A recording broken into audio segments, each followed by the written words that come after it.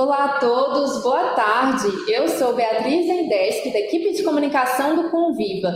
Hoje será a segunda videoconferência da trilha formativa Fundeb em Debate, com o tema O Novo Mecanismo do Fundeb e as formas de complementação, VAAF, VAAT e VAAR. Antes de iniciarmos o debate, um recado importante. Até o dia 24 de maio, os usuários do Conviva podem realizar a importação dos dados da matrícula inicial do Censo Escolar 2021 em nossa plataforma. Ao importar os dados, o dirigente e sua equipe terão acesso às informações dos alunos, profissionais da educação e turmas declaradas no Censo 2021. Então, para saber mais, acesse o link da matéria que colocamos em nosso bate-papo ou confira na área do Fique Atento da plataforma. É importante ressaltar que a Undime e a equipe não têm acesso aos dados inseridos pelos usuários e que trabalhamos com protocolos de segurança alinhados à Lei Geral de Proteção de Dados Pessoais. Então, você que está nos assistindo, por favor, comente em qual município está e fique à vontade para apresentar suas dúvidas aqui no chat do vídeo. Tentaremos respondê-las ainda ao vivo.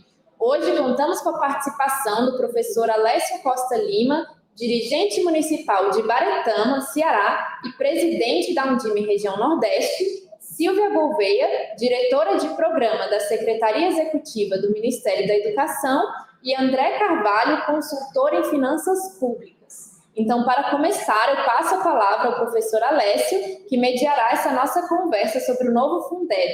Vamos lá, professor, bem-vindo ao Conviva.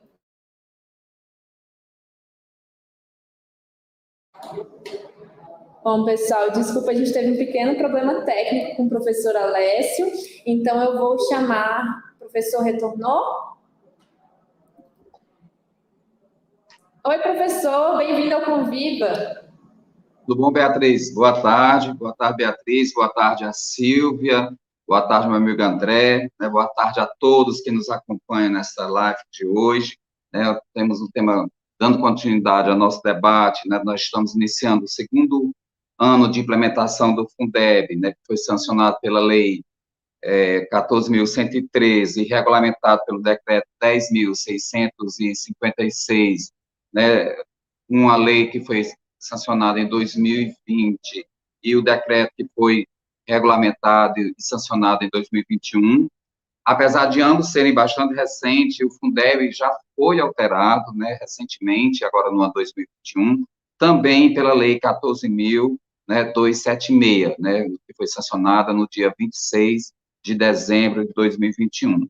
Então, o objetivo dessa trilha formativa Fundeb em Debate é transmitir informações e conteúdos sobre essa temática, explicando as principais diferenças como o formato anterior do Fundeb e tirando as dúvidas dos dirigentes municipais da educação e suas equipes técnicas sobre a implementação do novo Fundeb. Na primeira videoconferência, nós tratamos do piso salarial dos profissionais do Magistério Público no contexto do novo Fundeb. Caso você tenha perdido essa live, você pode assisti-la novamente neste canal do Conviva no YouTube. Então, basta acessar e você vai ter a oportunidade de assistir o momento primeiro que tratou dessa questão do piso salarial. Hoje, como já disse a Beatriz, nós trataremos sobre o novo mecanismo do Fundeb e as formas de complementação da União, ou seja, o VAAF, o VAAT e o VAAR, contando com as importantes contribuições da Silvia Coelho, que é diretora de programas da Secretaria Executiva do Ministério da Educação, e do André Carvalho, que é consultor em finanças públicas. Então, para dinamizar o nosso debate na tarde de hoje, nós pontuaremos algumas questões aos nossos convidados. No caso de dúvidas, pedimos que você escreva a sua dúvida, a sua pergunta no chat, e ao longo do programa nós vamos estar selecionando aquelas perguntas mais recorrentes para que os nossos convidados tenham a oportunidade de interagir com todos os nossos convidados que nos assistem nessa tarde de hoje. Então, vamos começar com a nossa amiga Silvia. Seja bem-vinda, Silvia, é um prazer reencontrá-la. Silvia é uma pessoa que esteve participando em todos os momentos, discussão tanto no momento de discussão da aprovação da emenda constitucional 108, da aprovação da lei 14.113, e ela foi uma pessoa decisiva, né, na construção do decreto 10.596, né? Então, assim, a Silvia, ela esteve atuando, né, em vários momentos nessa discussão, e aí nós vamos começar com a Silvia, com algumas perguntas que nos chegaram, Silvia, que são bastante recorrentes entre os nossos gestores. Então, para que a gente tenha uma compreensão melhor sobre esse novo Fundeb, a gente pergunta, Silvia, com a aprovação do novo Fundeb, o que muda e o que permanece do modelo anterior do Fundeb, né? Então, assim, a gente tinha até 31 de dezembro de 2020 um Fundeb, e a partir do dia 1º de janeiro a gente tem um novo Fundeb, né? Mas o nome continua o mesmo, Fundeb. Então, o que muda e o que permanece? Essa é a primeira pergunta. Na sequência, eu gostaria que você nos explicasse, que algumas pessoas ainda não conseguem compreender por que esse novo modelo, Silvia, é chamado de modelo híbrido, né? Porque o novo Fundeb, às vezes, quando a gente está discutindo essa temática, a gente diz que o novo Fundeb é um modelo híbrido. Então, você poderia trazer para a gente essas considerações iniciais, por favor, Silvia? Boa tarde. Muito obrigada, Alessio. Boa tarde a todos que nos assistem. Boa tarde também ao André. É uma satisfação, Alessio, estar aqui participando desse debate, de reencontrar, poder fazer essa troca a respeito desse assunto que é tão importante para a educação nacional, especificamente nesse momento, que é um momento de mudanças, um momento de reassimilação dos conceitos que dizem respeito ao financiamento da educação básica. Para falar um pouco sobre o que muda do modelo anterior para o modelo atual, eu acho que é importante, aliás, pontuar que a gente viveu uma mudança de perspectiva de financiamento da educação básica na passagem do Fundeb anterior para o Fundeb atual. Da mesma maneira como do Fundef para o Fundeb, nós tivemos grandes avanços pautados na experiência, né, da instituição do primeiro fundo, lá em 1996, do Fundeb, que foi vigente até 2020, para o Fundeb atual, nós pudemos também trazer avanços que vieram de estudos que mostraram que o modelo de financiamento precisava ainda ser aprimorado, principalmente para que ele pudesse cumprir o seu propósito, né? Qual seja, contribuir para a redução das desigualdades e para a equalização das oportunidades educacionais. Por que eu fiz essa contextualização? Porque foi de um estudo de 2015, realizado pelo saudoso Vander, né, que foi o idealizador do projeto do Fundeb, Vander Borges, do FNDE. Nós tivemos um estudo que nos apontou que, na verdade, o modelo que se pretendia equalizatório no Fundeb anterior deixava a desejar. E ele deixava a desejar por quê? Esse ponto é crucial para que a gente entenda a principal mudança do Fundeb anterior para o Fundeb atual. Porque no modelo anterior, quando se fazia a distribuição dos recursos da complementação da União, se levava em consideração os valores per capita, os valores por aluno ano, considerados no âmbito de cada estado. Então, na verdade, nós distribuíamos a complementação da União do estado que tinha menor necessidade até o esgotamento do recurso, sem levar em consideração a necessidade dos municípios. Isso fazia com que, dentro de um mesmo estado, houvesse uma diferença muito grande entre os municípios para investir em educação. Ou seja, na perspectiva equalizatória, esse modelo deixava a desejar. Então, o principal avanço do novo Fundeb foi, sem sombra de dúvidas, a distribuição de uma parcela da complementação da União, da maior parcela da complementação da União, com base na necessidade dos municípios. Ou seja, o MEC, o FNDE, no momento do cálculo operacional, eles deixam de olhar apenas para a necessidade dos estados e passam a olhar diretamente para a necessidade de cada um dos municípios. Aí eu passo a responder o seu segundo questionamento. Por que o novo Fundeb é chamado de modelo híbrido? Porque no novo Fundeb nós temos 3 parcelas distintas de complementação da União. Sempre me perguntam, e eu faço questão de frisar, que essas parcelas elas não são excludentes, ou seja, há municípios que podem receber as 3 parcelas. O que muda em relação a essas parcelas é o seu Propósito. Então, vamos começar a compreender cada uma delas. Primeira parcela, 10% dos recursos da complementação da União são distribuídos com base no que nós chamamos hoje de valor aluno-ano do Fundeb, é o valor de referência, era o antigo valor mínimo por aluno-ano. Em relação a essa parcela, não houve nenhuma diferença em relação ao modelo anterior. Então, foi a manutenção desse critério visou preservar, visou evitar mudanças drásticas que pudessem acarretar perdas para alguns entes governamentais.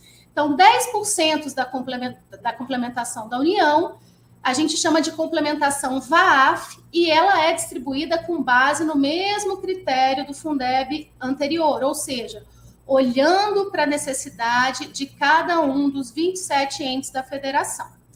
É importante lembrar que no Fundeb anterior nós tínhamos 10% da complementação da União e agora estamos caminhando escalonadamente para alcançarmos 23% até 2026. Então, se nós considerarmos os 23%, quando nós já tivermos tido a implementação plena, 10% da complementação da União será distribuído com base no critério do VAAF, certo? Mesmo critério anterior.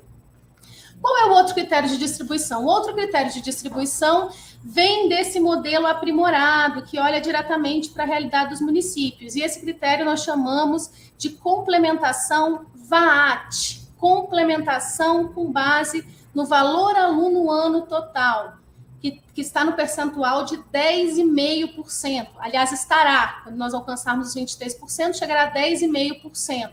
Portanto, é a maior parcela a ser distribuída dentro da complementação da União. E como é que se dá a distribuição da complementação da União VAAT? Dito de maneira muito resumida, se para a distribuição da complementação da União no modelo VAAF, nós levamos em consideração 27 valores ponderados por aluno, ou seja, um por estado, dentro da complementação da União VAAT, nós analisamos os valores disponíveis para investir em educação no âmbito de cada um dos municípios. E aí eu gostaria de chamar a atenção para um aspecto. Enquanto na complementação VAAF nós conseguíamos assegurar a igualdade dentro da complementação da União VAAT, nós conseguimos assegurar a equidade. No meio jurídico, a gente chama isso de igualdade formal e igualdade material. E por que a complementação VAAT ela segura a equidade? Porque ela parte da real necessidade de cada um dos municípios. E aí eu alcanço, Alessio, a última parcela da complementação da União, né, que é no valor de 2,5%, que é a complementação VAR, valor aluno-ano resultado.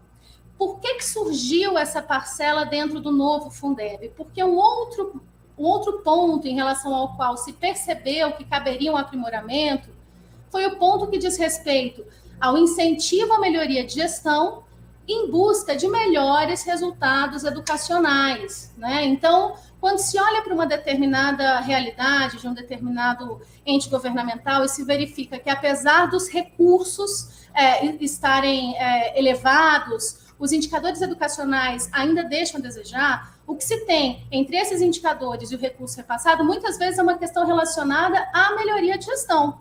Então, essa parcela VAR, ela busca trazer incentivos por meio de suas condicionalidades, tanto para medidas que objetivam melhorar a gestão, quanto para medidas que objetivam melhorar os resultados educacionais. Então, o novo Fundeb, Alessio, com as suas 3 parcelas da complementação da União dentro desse modelo híbrido, e agora eu vou repetir o nome para que fique bem claro. Parcela VAAF, modelo anterior, busca a igualdade. Parcela VAAT, uma inovação, 10,5% com base na real necessidade, busca a equidade. Parcela VAR, busca incentivar também a melhoria dos resultados educacionais. Obrigado, Silvia. Você já deu uma certa noção, né, do que permanece no modelo anterior, aquele modelo do Fundeb, que é constituído no âmbito dos estados, com a participação dos 20% dos impostos dos estados e dos municípios, e mantendo aquela complementação de 10% pela União para aqueles entes federados estaduais, cuja média do valor aluno-ano não atinja o valor aluno-ano mínimo nacionalmente. Então, são esses estados. Agora, eu gostaria, Silvia, que você nos complementasse, embora você já iniciou, com referência específica ao VAAF mesmo, para a gente clarear bem, né? Como é calculado, então, o valor do VAAF? Né? Porque você falou de 3 formas de complementação, o VAAF, que é o modelo de complementação do Fundeb anterior, ficou bem claro, né? É um modelo que já existia. O que tem de novo nesse modelo híbrido é a inserção do VAAT e do VAAR. Então, são 3 formas diferentes. Porém, em relação ainda ao VAAF, que é essa complementação já existente no modelo anterior, como é que esse valor, Silvia, é calculado? De onde vem esse valor do VAAF?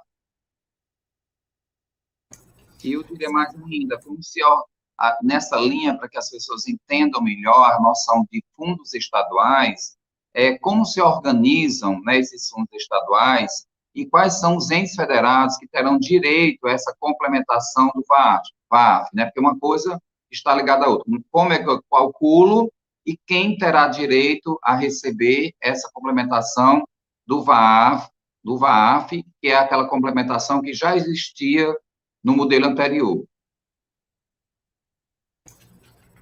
Perfeito, Alessio. Vamos aprofundar um pouquinho, então, a complementação VAAF. Eu começaria por trazer uma explicação que eu acho que é importante, que muitas vezes gera dúvidas ou interpretações equivocadas sobre a natureza dos recursos que compõem o Fundeb. Primeiro ponto, o Fundeb é composto, em sua maioria, por impostos e transferências constitucionais. Então, o artigo 212 da nossa Constituição, ele já vincula 25% dos impostos dos estados e municípios às ações de manutenção e desenvolvimento do ensino. Mas o Fundeb, ele vincula 20% de parte desses impostos para finalidades específicas. Então, a grande maioria, né, o volume maior da cesta do Fundeb vem de impostos e transferências constitucionais. Ou seja, o Fundeb não é um recurso federal.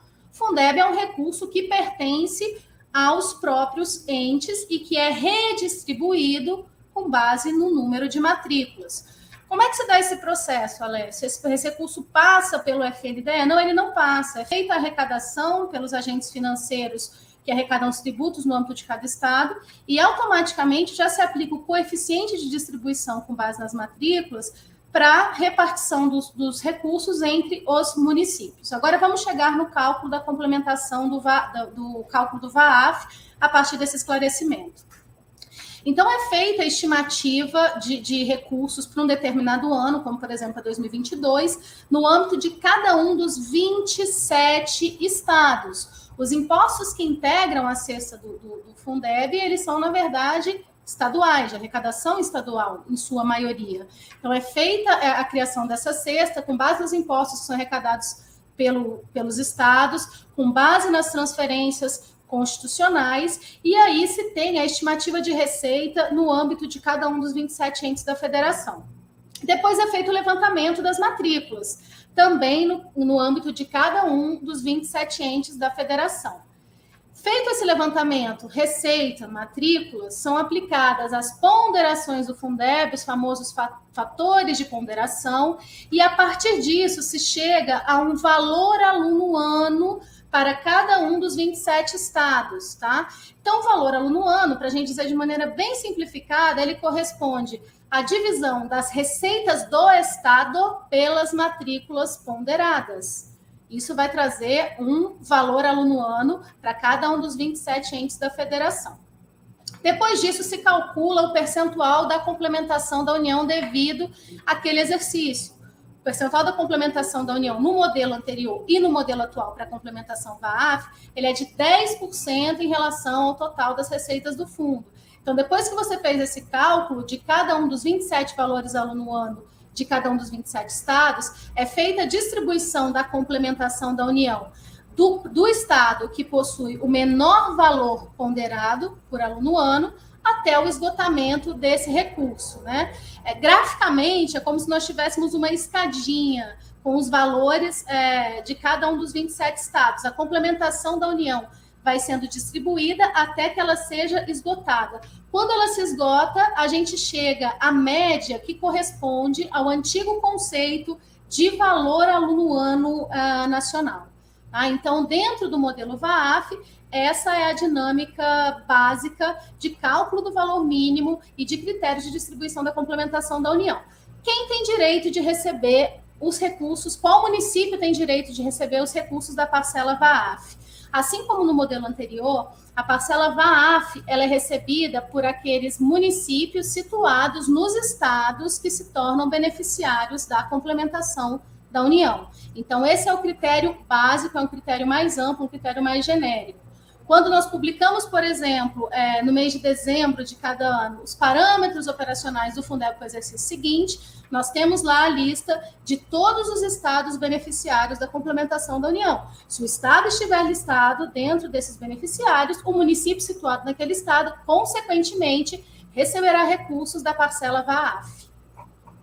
Silvia, então, é bom a gente entender, então, o conceito de fundo estadual. No caso do VAAF, a unidade da federação que é considerada para saber se será beneficiado ou não é município, é o estado. Ou seja, se a média, se o valor do aluno ano do Fundeb naquele estado, né, ficar abaixo do valor aluno ano mínimo do VAAF nacional, então aquele estado ele certamente estará entre aquele conjunto de estados que receberá, que fará jus à complementação da União. Ou seja, você tem também um valor anual aluno do Fundeb, né, mínimo nacional, e que é calculado considerando, como você colocou, as receitas daqueles 8 impostos do Fundeb de cada um dos estados, e também a questão das matrículas desses estados, e onde essa média ficar abaixo desse valor anual aluno Fundeb nacional, mínimo nacional, aquele ente federado, né, ele receberá a complementação desses 10% que será distribuído. Aí, como você explicou agora, ficou claro que ele começa daquele estado que tem o menor valor anual aluno mínimo estadual, é isso? E vai subindo até esgotar os 10% do volume dos recursos do Fundeb total que a União complementa com esses estados que têm esse menor valor aluno ano nacional do VAAF, né? Agora, eu gostaria de convidar aqui o nosso companheiro André, né, assim, que está aqui conosco, né, é um prazer, André, tê-lo novamente, vê-lo, meu conterrâneo aqui do estado do Ceará também, né, o André que vem nessa caminhada, né, assessorando, né, muitos municípios a tirarem suas dúvidas em relação a esses mecanismos de financiamento da educação, a compreender melhor essa dinâmica de funcionamento. Então, André, muito se falou no aumento da complementação da União hoje, dos atuais 10% para 23%, o que, de fato, para nós foi uma importante conquista. Nós batalhamos, inclusive, para que essa complementação ela fosse até maior do que 23%. A nossa luta inicial da Undime era que essa complementação da União ela fosse na ordem de 50%. Depois, a gente, juntamente com o Concede, encaminhamos a luta em torno de 40%, e tivemos o novo Fundeb aprovado com essa complementação de 23%, o que nós conseguimos chegar, né? Então, você pode nos explicar como esses 23% incidem sobre os valores do Fundeb, já que o novo formato considera 3 formas de complementação, VAAF, VAAT e VAR? Bom, boa tarde, né? Dizer que é um prazer ter recebido esse convite do professor Alessio, né? Um grande amigo, conterrâneo, companheiro aqui do Ceará. Agradecer a Beatriz também, que coordenou todo o convite, dar uma boa tarde à Silvia, com quem tenho o prazer de dividir esse painel de debate sobre o Fundeb, e dizer o seguinte, que a Silvia muito bem explanou as diferenças entre os 3 tipos de valor por aluno, né? E essa questão do incremento da complementação da União foi uma das grandes bandeiras, realmente, de demandas, né, principalmente de municípios, para o novo Fundeb, né, esse debate que se estendeu desde 2015 e que, finalmente, com a regulamentação em lei em 2020, se tornou realidade. Sempre os embates foram em torno desse aumento, né, de volume financeiro por parte do governo federal, né? Como o professor Alessio falou, que se tinha demandado era maior, chegou-se ao percentual de 23%, em que são resguardados os 10% que existiram em toda a vigência do Fundeb, podemos assim dizer, o Fundeb antigo, né, com a mesma metodologia, como já explicado pela Silvia, e mais 13 pontos percentuais foram incrementados através de 2 formatos diferentes, também já explicados, o VAT, e o VAR, né? A diferença é que nós temos um modelo, como bem já explicado, híbrido, e esses 2 outros valores por aluno novos, né, o VAT e o VAR, serão incrementados ao longo dos anos, iniciando em 2021, 21 e 22 apenas com VAT, ainda não tendo financeiramente a presença do VAR, e a partir de 2023, próximo ano, né, 23, 24, 25 e 26, incrementando, integralizando até a totalidade dos 13 pontos percentuais adicionais que o governo federal colocará a nível de Fundeb. Para termos noção de volume financeiro, né, no ano de 2021, os estados e municípios aportaram no Fundeb algo como 200 bilhões de reais, né, todos os estados e municípios do Brasil, o que, para efeito de dinheiro novo, né, já que em 2021 nós só tivemos a presença do VAT, e esse percentual foi apenas de 2%, né, já que o VAT ele começa com 2%, na sequência vai para 5%, 6,25%, 7,5%, 9% e finaliza com 10,5%. Mas no ano passado ele só foi 2 pontos percentuais, né? 2 pontos percentuais sobre 200 bilhões, que foi o aporte total de estados e municípios, correspondem aí a 4 bilhões de reais, que foi o que podemos dizer dinheiro novo, né, do governo federal, que de certa forma ajudou bastante, né, os entes federativos que receberam esse repasse. Para o ano corrente, o ano de 2022, esse percentual do VAT deixa de ser 2%, como foi falado, e passa a ser 5%. Né? 5%, obviamente, sobre um volume de recursos maior do que 200 bi, né? O Fundeb vem crescendo ao longo dos anos. Estima-se aí que os 4 bilhões de dinheiro novo se transformarão em 2022, ano corrente, em aproximadamente 11 bi, né? O que demonstra, de fato, a importância, né, dessa parcela do debate, né, que é o dinheiro novo no Fundeb, para auxiliar estados e municípios a ter a manutenção das conquistas, as questões das despesas, que é importante também a gente falar um pouco da compatibilidade, professor Alessio, Silvia e todos os convidados que nos assistem, da compatibilidade deste aumento de receitas com a política de despesas que os entes federativos vêm realizando. É bom alertar que é claro que essa nova sistemática de financiamento e essa nova leva de recursos, né, incrementados ao longo de 6 anos, nos dão uma luz maior sobre uma quantidade de volume financeiro melhor. Mas temos que ter também todo o cuidado para não esgotarmos esse modelo, como foi de fato o que aconteceu com o Fundeb anterior, né? Vamos denominar o Fundeb antigo. O Fundeb também começou com o seu modelo de complementação, que hoje a gente chama de complementação VAF, com incrementos de valores, né, valores absolutos, depois chegou-se ao volume de 10%, e ao longo daqueles anos foram feitos planejamentos, e aí eu falo de despesa, baseado nesse incremento este que se esgotou, né, e os novos mecanismos de despesa também ao longo dos anos fizeram com que a demanda, né, a grita dos entes federativos por um novo Fundeb, um novo volume de recursos acontecesse. Né? Então, esperemos que a lição seja aprendida do ponto de vista de olharmos também que o incremento é interessante, mas para termos também o devido cuidado com a proporção da consequência que esse aumento de receitas pode trazer para as despesas dos entes federativos.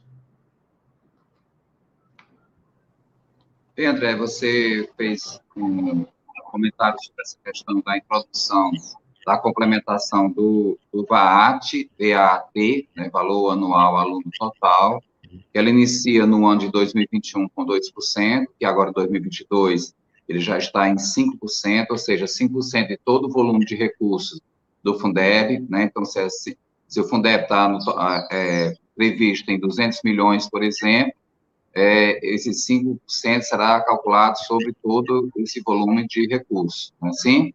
Então, nós também temos o VAR, né, Valor Anual Aluno, que também é a terceira forma de complementação, mas que ainda no ano de 2022 ele não entrará em funcionamento, somente a partir do ano de 2023. Então, nenhum município estará recebendo a terceira forma de complementação da União no ano de 2022. Então, é a questão de quanto vai receber, quanto será o VAR, essa preocupação, ela estará presente no ano de 2023, quando nós teremos o primeiro repasse, a primeira parcela que será redistribuída entre aqueles municípios e estados que tiverem os melhores indicadores educacionais, conforme regulamentação que será feita a posterior pelo Ministério da Educação. E essa forma de complementação, só para contribuir com o André, ele vai iniciar com 0,75% do valor do total do Fundeb, irá crescer para 1,5%, 2%, até chegar a 2,5% em 2026. Então, com isso, a gente vai ter a evolução dessas duas novas formas de complementação, VAT e VAR, né, que vão aumentar progressivamente até o ano de 2026, conforme esses percentuais que o André apresentou. Mas, André, a Silvia nos apresentou a composição do VAF, né, voltando aqui à questão do Valor Anual Aluno Fundeb, VAF, e como se calcula a complementação dos 10% da União. Você poderia nos explicar como se dá a participação dos estados e dos municípios no processo tanto do cálculo como da redistribuição ainda do VAF? Pois não, professor. Primeiro, dar uma noção sobre também a participação, como a Silvia bem destacou, dos entes federativos, estados e municípios no volume global do Fundeb, né? A gente tem uma contribuição de uma cesta de tributos e transferências constitucionais, em que estados e municípios, de cada R$100 até a transição do Fundeb, de cada R$100 que estados e municípios colocavam, o governo federal, através da complementação hoje denominada VAF, colocava R$10 adicionais, ou seja, a cesta virava 110, né, e esses R$100 sobre 110 correspondiam a 91%, ou seja, no Fundeb modelo antigo, 91% dos recursos eram aportados por estados e municípios e 9%, aproximadamente, pelo governo federal através da complementação VAF. Essa proporção ela vai mudar um pouco, uma vez que o complemento deixa de ser apenas 10, modelo antigo, e tem 13 pontos adicionais e vai para 23%, né? Ao final de toda essa transição, no ano de 2026, o aporte de estados e municípios corresponderá a 81,3%, né? E, no caso, a União aportará 18,7%, o que já deixa de ser, não deixa de ser discrepante ainda a questão do que um contribui em relação, do que os dois contribuem em relação à União, mas já diminui esse desequilíbrio, e foi também dos objetivos do Fundeb. Bom, a questão do VAF, né, da cesta que compõe o VAF, também já foi explicado pela Silvia. Basicamente, são transferências como o FPE, Fundo de Participação dos Estados, Fundo de Participação dos Municípios, no caso FPM, ICMS, os tributos estaduais, ICMS, IPVA, ITCD, esses são os mais importantes. Você pega toda a contribuição dentro de um estado, né? E a nível de VAF, isso é feito estado por estado. Você soma toda essa cesta de tributos e transferências e divide pelo total do valor, pelo total das matrículas ponderadas daquele estado, e você vai ter um valor por aluno anual F, né, fiscal hoje, VAF, de cada estado, tá? E no final das contas você calcula um valor aluno anual a nível nacional e todos os estados que com aquela cesta de tributos e transferências não atingir o mínimo do valor aluno nacional, ele vai ter, dentro do estado, sem distinção de ente federativo, vai receber a complementação VAF, e essa foi uma das situações que o Fundeb novo veio a corrigir. Né? Você tem dentro de um estado, ente federativo, se eu posso assim dizer, que necessita de fato da complementação VAF, se recebe, e outros que de fato não necessitariam, porque tem outras receitas muito importantes de cunho de tributos municipais, mas mesmo assim recebem a complementação VAF, né? Então, esse modelo novo traz os dois outros complementos, principalmente o complemento VAT, que vem a corrigir, tentar mitigar esse efeito trazido com esse cálculo, né, que me foi demandado aí pelo professor Alessio, a respeito da complementação VAF. Bem, acho que deu para a gente ter agora consolidar um pouco essa compreensão do que é, de fato, o modelo do Fundeb original e a complementação do VAF, né, como se dá esse mecanismo, que ele é preservado, né, nesse novo Fundeb, como forma de não termos grandes rupturas e não gerarmos problemas na ordem do planejamento dos entes federados que já vinham sendo contemplados com esse mecanismo de financiamento. Também é importante esclarecer que não é porque um ente federado está, nesse exato momento, contemplado com recurso de restituição dos 10% do VAT, que aquele ente sempre será contemplado. Né? Poderá haver mudanças de unidades da federação estaduais que, num determinado ano, poderão receber complementação do VAF e, no ano seguinte, deixar de receber em função de como se comportou essa relação receitas e matrículas no âmbito de cada estado. Aqui eu gostaria de chamar novamente a Silvia, né? Sabe, Silvia? Eu gostaria que você falasse um pouco para nós ainda, assim, agora, como se dá o cálculo do valor aluno ano mínimo nacional do VAT, né? Agora vamos entrar agora no VAT. Acho que ficou bem claro que era o VAF, né? Agora vamos entrar nessas formas novas de complementação da União. Então, assim, a primeira grande pergunta é como se dá o cálculo desse valor aluno ano mínimo nacional do VAT, porque ele é importante que a partir desse cálculo do valor mínimo nacional do VAT, é que nós iremos analisar qual ente, e agora não é mais estadual, né, Silvia? É o primeiro ponto que muda, porque no VAF, a referência era a unidade de federação, eram os 26 estados e Distrito Federal. No VAT, a referência é a unidade da federação, seja ela município ou seja ela estado. Né? Então, assim, um município que pertence a um estado que não era contemplado com VAF, F no final, no VAT, aquele município poderá vir a ser contemplado nessa nova forma de distribuição, né, que busca, como a Silvia colocou tão bem no início, suprir essa questão, promover um olhar mais equitativo, ou seja, aqueles municípios que menos têm recursos financeiros próprios, né, e que receberam, com aqueles que receberam de algumas transferências externas, que têm esse menor valor, esses municípios vão ser contemplados, né, com esse recurso do VAT. Então, Silvia, como se calcula esse valor?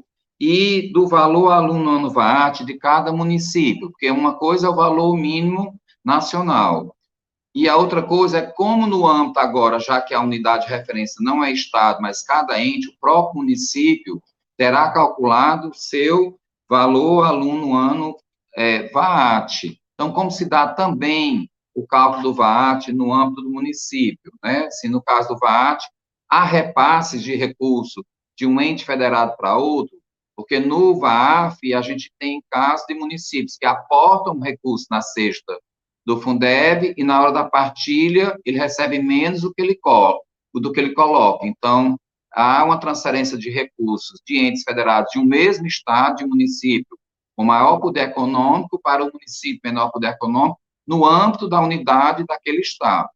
No VAT, existe essa possibilidade de repasse de recursos entre entes federados de um mesmo estado ou de estados diferentes. Outra pergunta também que os secretários sempre querem saber: quem tem direito, Silvia, a essa complementação do VAT? Né? Eles querem saber como se calcula o VAT nacional, como se calcula o VAT do município e quem terá direito ao VAT. E, por último, para fechar esse bloco sobre o VAT, né, Silvia, a gente queria saber ainda qual a importância, né, já é quase que uma pergunta, mas é para que sirva como alerta para os nossos gestores educacionais e equipe técnica dos nossos municípios. Qual é a importância do preenchimento do CIOP para o cálculo do VAT? Né? Então, são 4 questões sobre o VAT, Silvio, que eu gostaria de ter a sua contribuição. Obrigada, Alessio. Vamos lá, então, falar um pouquinho do VAT. Né? VAT, valor aluno ano total. Vou voltar num aspecto que eu acho que é importante para que a gente se compreenda. Por que se chama valor aluno ano total, afinal de contas? O VAAF, Alessio, André, todos aqueles que nos assistem, ele é distribuído levando em consideração a necessidade, além das outras peculiaridades que nós já abordamos, as necessidades calculadas a partir do que se tem de recursos dentro do Fundeb, certo? Só que o Fundeb, ele responde, claro, por mais de 50% dos recursos vinculados à educação básica no Brasil, mas ele não responde pela totalidade. Então, quer dizer, além do Fundeb, existem outros recursos vinculados à educação no âmbito de cada estado e no âmbito de cada município, para aplicação em seus âmbitos de atuação prioritária. Se nós voltarmos no artigo 212 da Constituição Federal, ficará claro, né, para que a gente alcance quais são essas fontes de financiamento, quais são essas fontes de recursos vinculados à educação que existem no âmbito de cada estado e no âmbito de cada município. Então, são elas os 25% dos impostos e transferências constitucionais de cada estado, de cada município, né, para esse percentual. Temos também a contribuição social do salário educação, que é distribuída pelo FNDE com base no número de matrículas, e temos os programas universais do FNDE. Então, é exatamente a essas fontes de financiamento da educação básica que o FNDE recorre para calcular o valor aluno ano total. Se nós olharmos lá para o artigo 13 da Lei 14.113, ela vai fazer menção, além do Fundeb, aos recursos próprios, à contribuição social do salário educação, aos royalties do petróleo, que também são uma fonte vinculada à educação, e também aos programas universais do FNDE. Então, na verdade, o cálculo que no VAAF se faz com base nas receitas do Fundef, na distribuição VAAT, vai se fazer considerando o total dos recursos disponíveis para investir em educação no âmbito de cada estado e no âmbito de cada município. Por isso que se diz que o VAAT é uma medida de equidade, porque vai se analisar diretamente qual é a necessidade de cada um dos estados e, principalmente, de cada um dos municípios. Ou seja, não existe mais aquela barreira de um município que precisa de recursos, que tem baixa arrecadação e que precisa de recursos para investir em educação, mas está num estado que não recebe complementação do VAAF, ele vai poder receber também a complementação VAAT. O estado não é mais uma barreira. Por outro lado, pode ser que alguns municípios de alta arrecadação, situados em estados que recebem a complementação com base no VAAF, deixem de receber a complementação VAAT. Agora, resumindo, tentando ser bastante didática na explicação de como é que é feito esse cálculo. O cálculo ele é feito à semelhança do critério anterior, porém utilizando a totalidade dos recursos disponíveis para investir em educação em cada um dos municípios e em cada um dos estados. E esse valor, o valor mínimo de referência, ele também leva em consideração, assim como o VAAF, os anos iniciais do ensino fundamental urbano. né? Então, é essa média, a média da totalidade das receitas disponíveis em um determinado município pelas suas matrículas vai gerar um valor aluno-ano total, e é olhando para esse valor aluno-ano total que vai ser feita a distribuição dos 10,5% da complementação da União. Então, vamos recuperar minha primeira explicação do VAAF. Eu falei numa demonstração gráfica em que nós teríamos uma escadinha com os 27 estados. Agora nós teremos 5.570 mais 27. E essa complementação da União, ela vai ser distribuída do município que tem maior necessidade até o seu esgotamento, né? Então, a sistemática é exatamente a mesma. O que existe de diferença? Existe de diferença que a distribuição vai se pautar não apenas nos recursos do Fundeb, mas na totalidade dos recursos disponíveis para investir em educação no âmbito de cada estado e de cada município. E aí eu chego no ponto que alcança a relevância do CIOP. Por que o CIOP é importante? Porque a Lei 14.113, ela fala que, além das informações do SICONF, para o cálculo do valor aluno-ano total, vão ser consideradas as receitas, as informações declaradas no CIOP, no Sistema de Informações sobre Orçamentos Públicos em Educação. A gente sabe que existe uma obrigatoriedade, que agora é constitucional, de declaração bimestral dessas informações dentro do sistema, e a cada ano é feita a apuração para fins de verificação do cumprimento dos indicadores constitucionais e legais, como, por exemplo, os 25% do artigo 212 da Constituição e os 70% previstos para a remuneração dos profissionais da educação na Lei 14.113. Ou seja, se um determinado município, se um determinado estado deixa de preencher o CIOP corretamente, ele pode ser penalizado por conta da inviabilidade de se calcular o seu valor aluno-ano total, né? Hoje, inclusive, tanto a Constituição quanto a legislação, elas estão muito mais rigorosas com essa exigência, né? Então, é importante por esses dois motivos. Primeiro, porque existe uma norma agora que é bastante clara em relação aos prejuízos que podem ser acarretados em virtude da não declaração.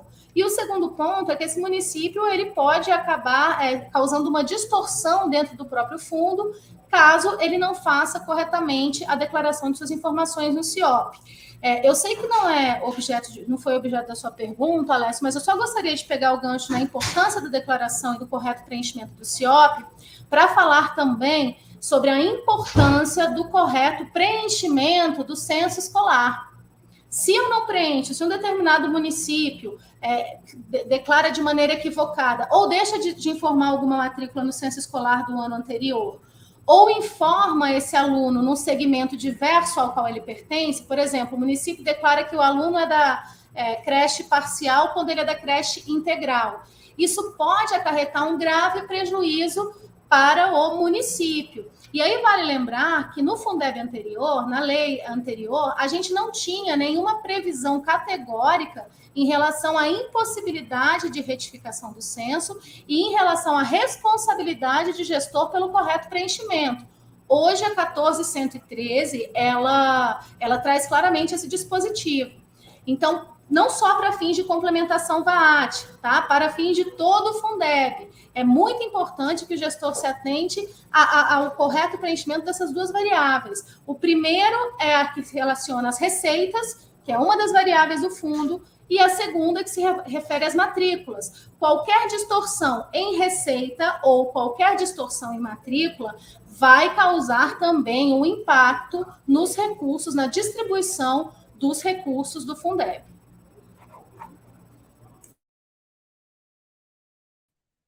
Muito obrigado aí, Silvia, por seus esclarecimentos em relação a essa questão do VAAT, lembrando assim, da importância de cada município informar, de fato, as informações no CIOP, manter o CIOP sendo informado, porque, do contrário, né, nós tivemos já, em 2021, um conjunto de municípios que ficaram impedidos, eles tinham direito, né, a receber a complementação do VAAT, e ficaram impedidos de receber porque esses entes federados não informaram devidamente as informações do CIOP nos prazos devidos, né? Então, é uma condição, né? Então, para alguns municípios que recebem um valor expressivo né, da parcela do VAT, que essa parcela, inclusive, é utilizada, parte dela, para o cômputo, né, do valor da aplicação dos 70% em gasto com pessoal mínimo, professores e funcionários, né, a perda, a impossibilidade de não receber o VAT pode gerar um desequilíbrio na proporção de aplicação dos recursos de um ano para o outro. Então, essa questão da atenção nas informações, o registro nos sistemas, do envio de informações, do preenchimento do CIOP, ela agora é fundamental para que o município tenha assegurado para que todo ano, se ele fará jus, ele possa, de fato, receber o recurso do VAT, né? Então, agora eu gostaria de chamar aqui o André, né, e dizer assim, André, assim, a lei do Fundeb, ela nos obriga à aplicação por parte da União, né, de 50% da complementação global, né, do VAT em educação infantil, sendo que os percentuais mínimos de aplicação dos municípios que serão beneficiados pelo VAT, né, serão calculados considerando como parâmetro o indicador para a educação infantil, né? Então, assim, esse ponto, ele gerou muito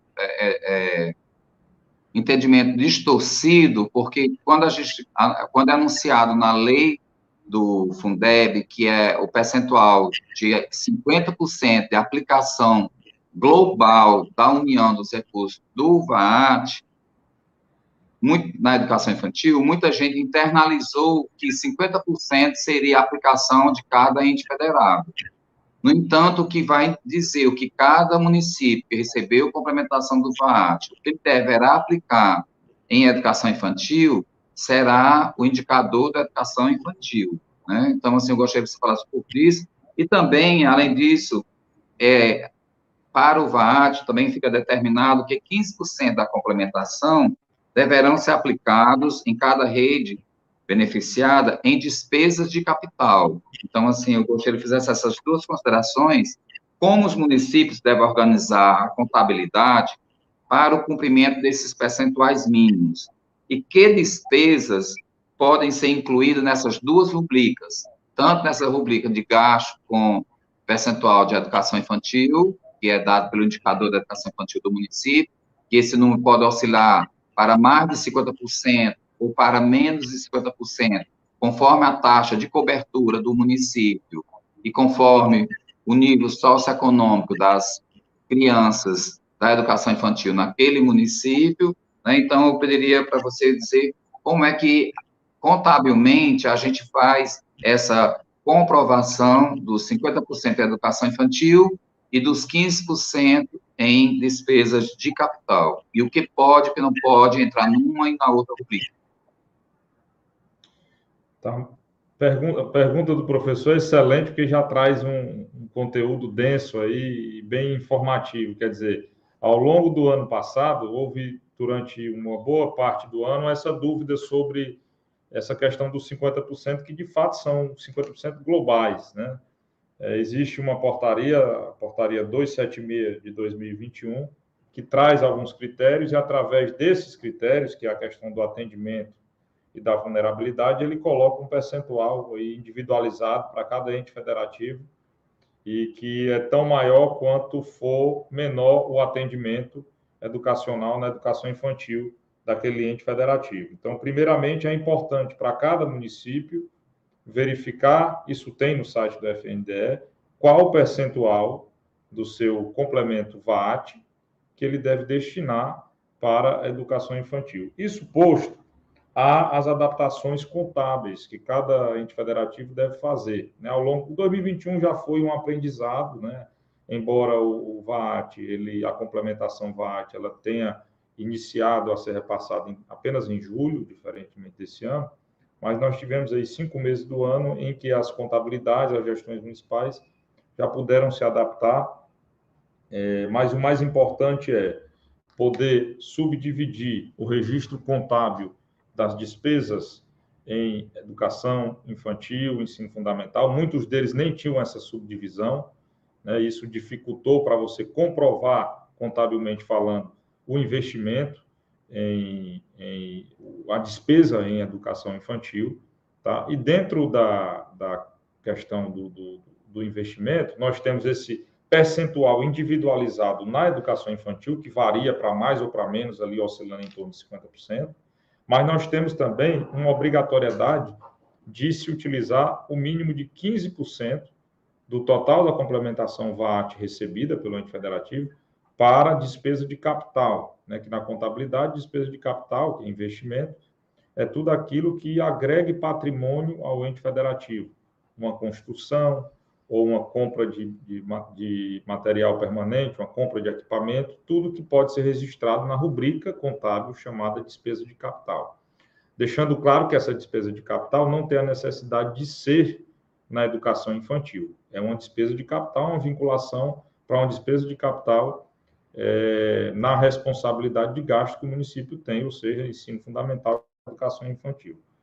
O percentual de valor gasto, né, na educação infantil como um todo, tanto pode ser como investimento, como pode ser como manutenção, folha de pagamento, custeio, dentro daquilo que está previsto no Fundeb normal, no artigo 70 da LDB, e nos impedimentos que há no artigo 71 da mesma lei.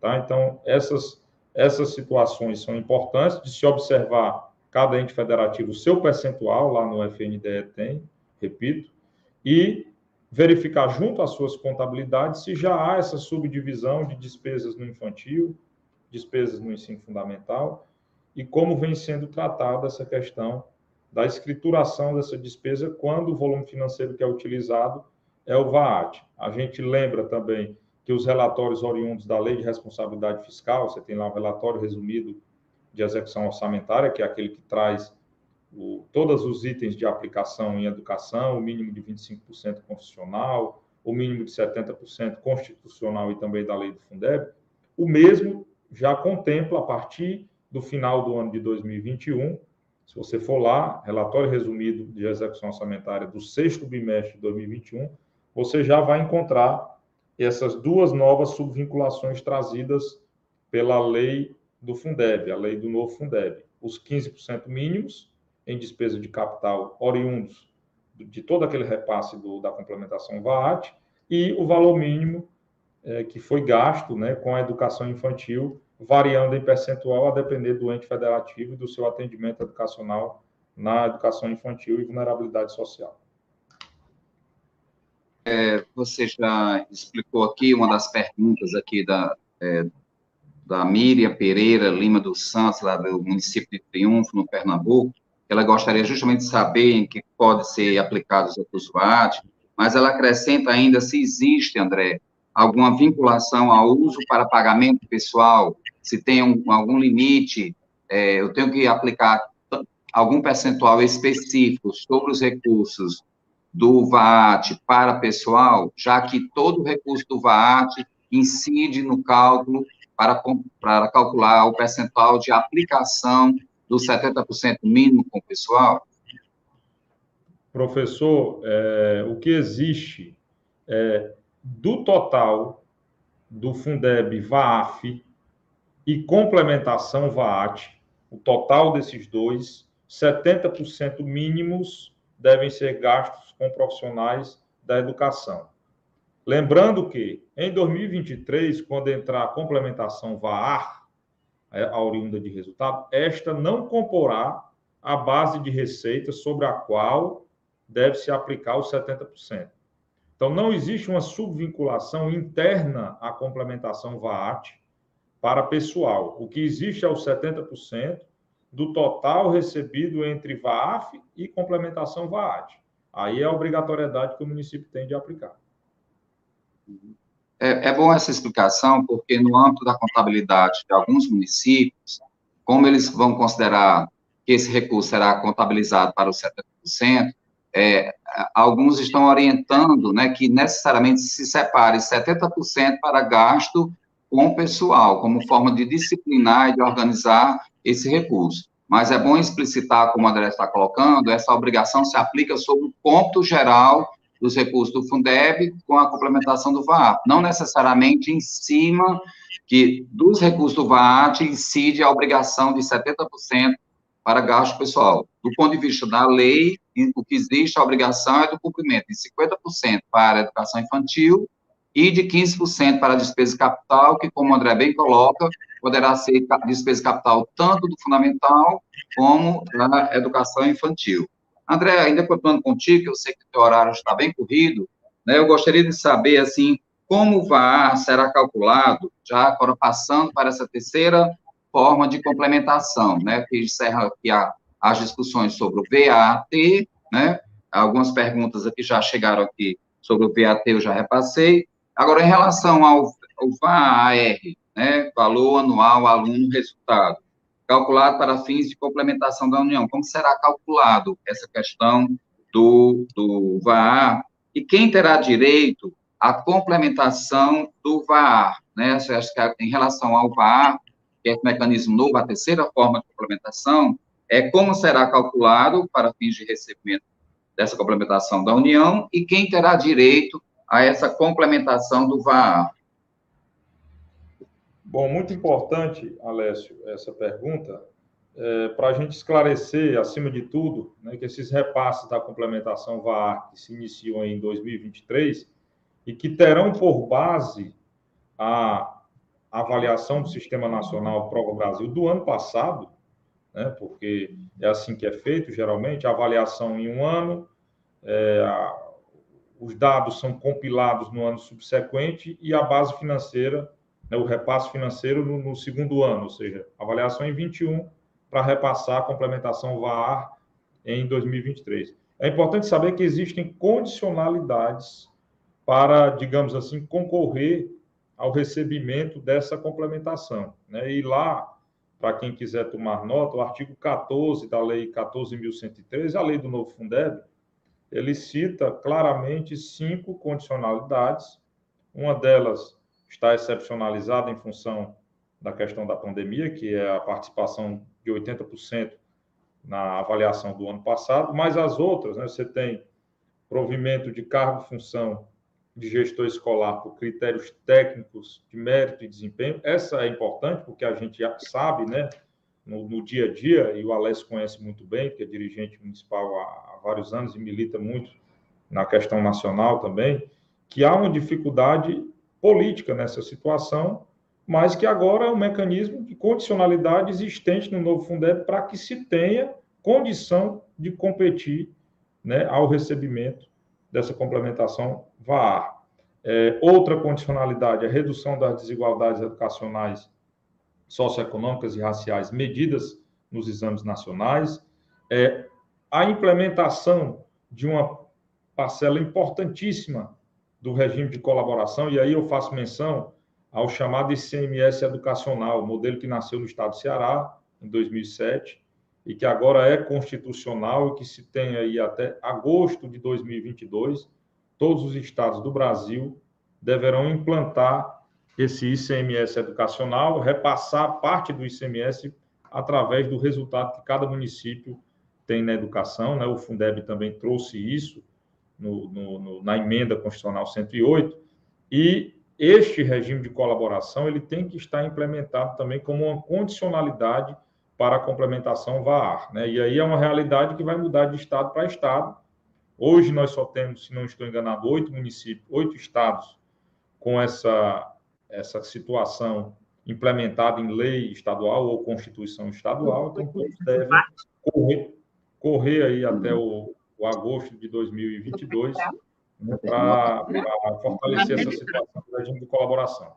E, por fim, e última condicionalidade, o currículo, né, de cada sistema municipal, enfim, estadual, alinhado à BNCC, que também é a quinta condicionalidade exigida. Uma vez supridas essas condicionalidades, aí você vem para uma espécie de concorrência, né, um cálculo, que vai considerar basicamente muito parecido também com, e aí eu me refiro novamente ao cálculo feito pelo ICMS Educacional do Estado do Ceará, que é o que baseou toda essa situação. Você vai ter as taxas de aprovação, que serão consideradas, você vai ter os níveis de proficiência e a evolução desses níveis entre os 2 últimos anos, tá?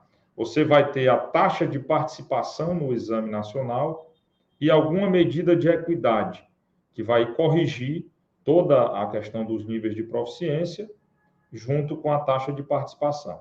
Além disso, a taxa de alimento a captar o fenômeno da evasão. Então, uma vez supridas as necessidades, será regulamentado um modelo que deve contar com todos esses elementos, né, elementos estes, repito, que estão contidos em todos os 8 modelos de ICMS educacional que já existem nos estados que avançaram com essa regulamentação obrigatória a nível constitucional.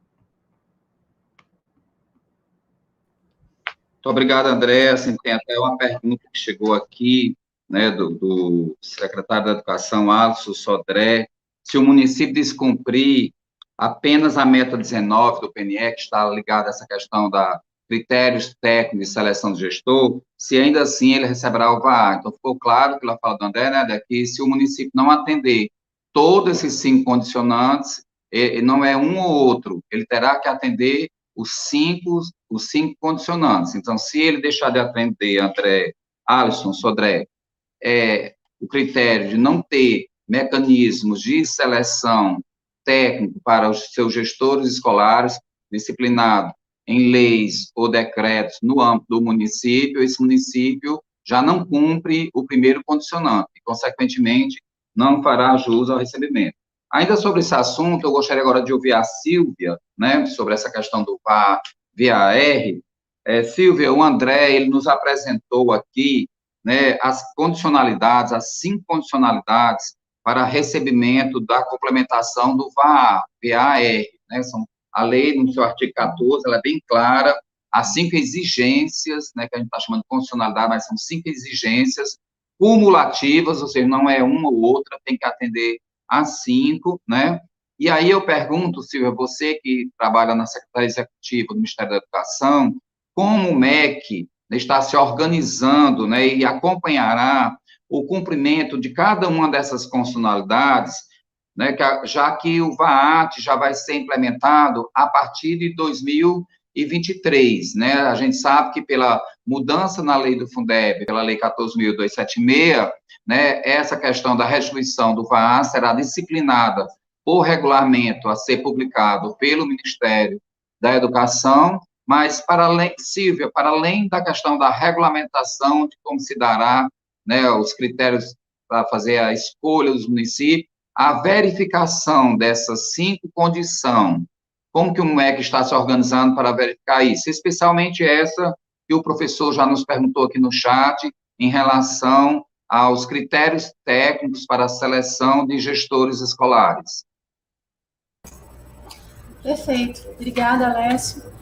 A questão das condicionalidades, muito bem explanada pelo André, dentro da estrutura do Ministério da Educação, Alessio, ela passa por condicionalidades apuradas no âmbito do INEP, condicionalidades apuradas no âmbito da SEB, mas o filtro principal, ele é realizado no cálculo dos parâmetros pelo próprio FNDE. Então, quer dizer, o FNDE utiliza as informações prestadas pela Secretaria de Educação Básica e pelo INEP para fazer a verificação, a apuração dessas condicionalidades.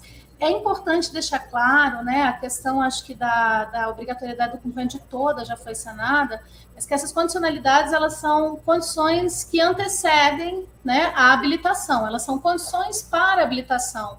Vou dar um exemplo, no caso do Fundeb, desde o modelo anterior, a gente tinha uma condicionalidade implícita para que as instituições confessionais, comunitárias e filantrópicas pudessem receber recursos do Fundeb. Que condicionalidade era essa? Dentre outras, a existência de convênio com o poder público, quer dizer, então o convênio ele tem que ser prévio, né? Nesse caso, essas condicionalidades, elas também vão ser apuradas previamente para fins de habilitação ou inabilitação e cabe ao FNDE a publicação da lista do rol dos habilitados para recebimento dessa parcela. Tem um outro ponto, Alessio, que é de muita relevância que a gente destaca aqui, que é o papel do MEC no que diz respeito também à assistência técnica para cumprimento das condicionalidades. E nesse ponto, a Secretaria de Educação Básica, por meio da Diretoria de Articulação das Redes, ela tem tido uma série de iniciativas para apoio aos estados e municípios no cumprimento dessas condicionalidades. Por exemplo, foi enviado ontem já um ofício para todas as redes falando sobre a questão da BNCC, né? Está ali no inciso 5, né, entre as condicionalidades, a 5ª condicionalidade. Então, a Secretaria de Educação Básica já solicitou os dados justamente para que seja feita essa apuração, né? As condicionalidades referentes à questão da melhoria da qualidade, por exemplo, elas estão sendo já apuradas no âmbito do INEP. Então, do levantamento feito no âmbito da SEB, do levantamento feito no âmbito do FNDE, surgirá o regramento que será previamente disponibilizado para conhecimento das redes e, a partir de então, começará a etapa de aferição do cumprimento dessas condicionalidades para fim de distribuição dos recursos da complementação VAR no ano que vem. Eu gostaria de até aproveitar esse espaço, é claro que o professor Mauro, secretário de Educação Básica, tem tido esse contato mais próximo com as redes, mas para chamar atenção para o fato de que a Secretaria de Educação Básica está à disposição, assim como o INEP e a FNDE, para prestar o apoio e o esclarecimento necessário em termos de assistência técnica para aquelas redes que ora se encontram com dificuldade para preenchimento, para cumprimento de alguma das condicionalidades. Então, é importante que as redes busquem esse apoio junto ao Ministério da Educação de maneira tempestiva para que elas consigam se habilitar ainda esse ano, evitando assim que elas fiquem excluídas da possibilidade de receber recursos da complementação VAR no ano que vem, no ano de 2023. Silvia, sobre esse aspecto que você traz, né, da questão em relação à quinta condicionalidade, a questão do alinhamento dos currículos à BNCC, aqui eu queria socializar uma preocupação nossa, né, com o prazo bastante exíguo que foi dado pelo Ministério da Educação até o dia 30 do corrente mês, ou seja, até 30 de março, para os municípios postarem os seus currículos na plataforma do Ministério da Educação, né, para que ele demonstre que ele alinhou o seu currículo à BNCC. Né? Então, assim, nos preocupa, eu gostaria que você levasse essa preocupação para o Mauro, que é o diretor da SEB, com a questão da exiguidade do prazo, né, porque a SEB também cumpre esse papel de dar essa orientação. Nós aqui da Undime estamos fazendo esse papel de esclarecimento. No entanto, Silvia, a gente tem algumas situações que eu queria socializar com você em relação específica a esse item, né, dessa condicionalidade dos currículos à BNCC. Em muitos estados, como é o caso aqui no Ceará, a atualização do currículo se deu de forma integrada. Estados e municípios, nós compartilhamos currículo comum. E essa atualização do currículo, ela foi feita de forma colaborativa, com a participação do Estado e município. Então, uma grande parte dos municípios do Estado do Ceará aderiram às orientações, às diretrizes curriculares que foram produzidas de forma colaborativa no âmbito do Estado do Ceará. Então, são as mesmas diretrizes que são aplicadas na rede estadual, também estão sendo adotadas pela grande maioria dos municípios, né? Então, nesse caso, ainda assim, esses municípios terão que repostar essas diretrizes e essas orientações curriculares, que são comuns tanto à rede estadual, como do conjunto de municípios que aderiram, e segundo, para a gente ver um prazo maior, porque muitos municípios, né, ainda nem sequer estava ciente que eles têm somente até o dia 30 de março para postarem esses currículos lá na plataforma do Ministério da Educação. E sobre essa primeira condicionalidade, que foi levantada aqui pelo professor aqui no chat, Silvia, qual o critério que vocês vão usar para o município comprovar que ele tem uma legislação específica que disciplina o processo de seleção por critérios técnicos? Aqui não necessariamente é por eleição. Se o município tiver somente eleição, esse critério de eleição, ele não é suficiente para cumprir essa condicionalidade do número 1. Né? Ele poderá até ter seleção técnica seguida de eleição, mas só atende a esse critério município que tiver uma legislação local, seja uma lei ou seja um decreto do executivo, disciplinando, né, de forma clara e transparente, pública, os critérios técnicos de provimento aos cargos comissionados de gestores escolares. Então, assim, como o MEC também irá solicitar a cópia da lei, a cópia do decreto municipal que disciplina os critérios técnicos de seleção, né, e será feito em que momento, já que o MEC já está solicitando, com data até o dia 30, a comprovação da atualização do currículo. Em relação ao condicionante 1, a seleção técnica de gestores, qual será o período que será feito e a forma, se você tem alguma informação sobre isso? Alessio, em relação à condicionalidade 1, os dados ainda estão sendo levantados para definição da forma de captação pela Diretoria de Formação e de Valorização dos Profissionais do Magistério. Então, a regulamentação nesse particular, ela ainda não foi fechada por parte da Secretaria de Educação Básica, né? É necessário, sim, que se faça a verificação a partir da lei ou de um outro normativo, de um decreto que comprove, que deixe claro esse critério.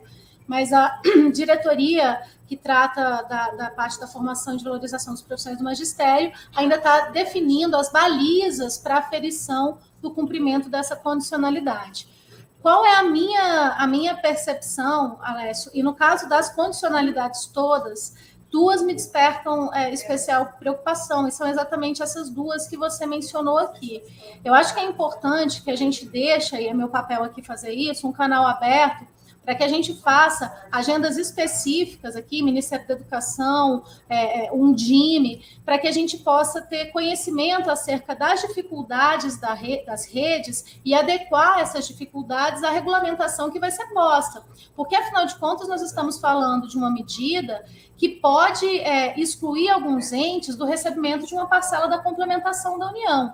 Então, se existem dificuldades em relação a prazo, eu vou levar a comunicação ao professor Mauro, mas o que eu quero dizer é que se existem essas dificuldades em relação aos prazos, ou eventualmente em relação ao formato de comprovação, alguma angústia por parte das redes para a implementação dessa condicionalidade, agora já no ano de 2022, eu acho que seria importante registrar que o Ministério da Educação está de portas abertas, a assistência financeira, junto com a assistência, caminha só junto com a assistência técnica, né? Então é importante que a gente abra esse espaço de diálogo para avançar dentro de uma realidade que seja benéfica para os estados e municípios, e não punitiva. A intenção dessas condicionalidades ela é justamente promover a melhoria, né, da qualidade da educação nacional, assim como o propósito máximo do Fundeb.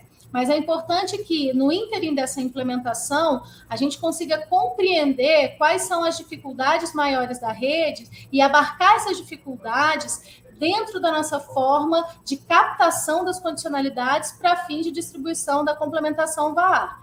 Então, só para fechar minha fala, eu vou levar essas duas preocupações ao professor Mauro, são dois pontos que se encontram dentro da Secretaria de Educação Básica, mas eu já queria, de antemão, Alessio, colocar a Secretaria Executiva, o Ministério da Educação à disposição para que nós possamos fazer agendas específicas para compreender quais estão sendo as dificuldades das redes para a implementação de cada uma das condicionalidades, especificamente dessas duas sobre as quais nós acabamos de conversar aqui. Muito obrigado, Silvia. Olhando aqui no chat, a gente viu que muitas das questões que estão colocadas, dúvidas já foram esclarecidas pela Silvia e pelo André, algumas a gente até mencionou aqui. Então, nós gostaríamos de agradecer imensamente a sua contribuição, Silvia, André, a nossa série Fundeb em Debate, né?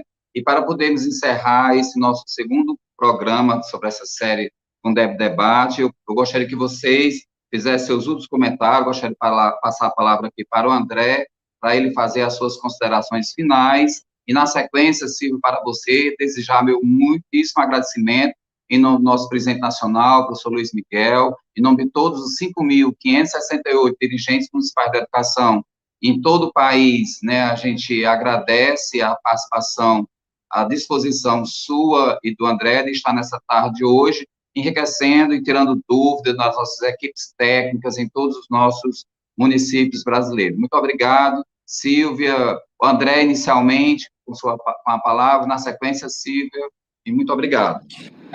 Bom, professor, infelizmente o André ele precisou sair agora antes da gente finalizar, mas em nome do Conviva e da Undime, eu agradeço imensamente a presença do André conosco hoje e passo a palavra para a Silvia. Obrigada. Alessio, muito obrigada. Obrigada, Beatriz. Obrigada, André, que já nos deixou. É uma enorme satisfação fazer parte dessa iniciativa de vocês.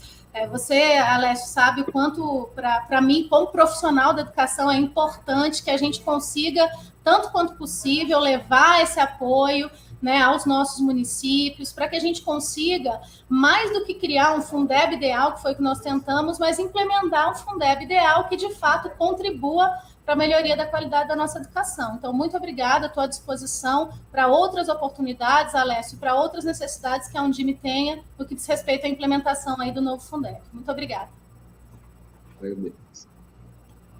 Beatriz, então, eu passo a palavra para você, Beatriz, fazer o encerramento dessa live de hoje à tarde. Um abraço a todos que nos acompanham e até a próxima live, se Deus quiser. Um grande abraço, um beijo para todos. Tchau, Silvio, tchau, Beatriz. Bom, professor, muito obrigada também pela sua presença conosco hoje. Eu quero lembrar que o primeiro episódio da trilha formativa sobre o Fundeb também está disponível aqui no nosso canal do YouTube. Então, assista e compartilhe em sua rede. Estamos chegando ao final da nossa videoconferência. Agradecemos pela companhia. Eu quero lembrar que esse vídeo vai ficar disponível no YouTube e na galeria do Conviva. Então, não esqueçam de dar um gostei aqui no vídeo e seguir o Conviva nas redes sociais. Em breve, nós teremos o terceiro episódio da série, então fique de olho no Conviva, que nós vamos anunciar logo, logo. Esperamos por você no www.convivaeducacão.org.br. Até a próxima! Tchau!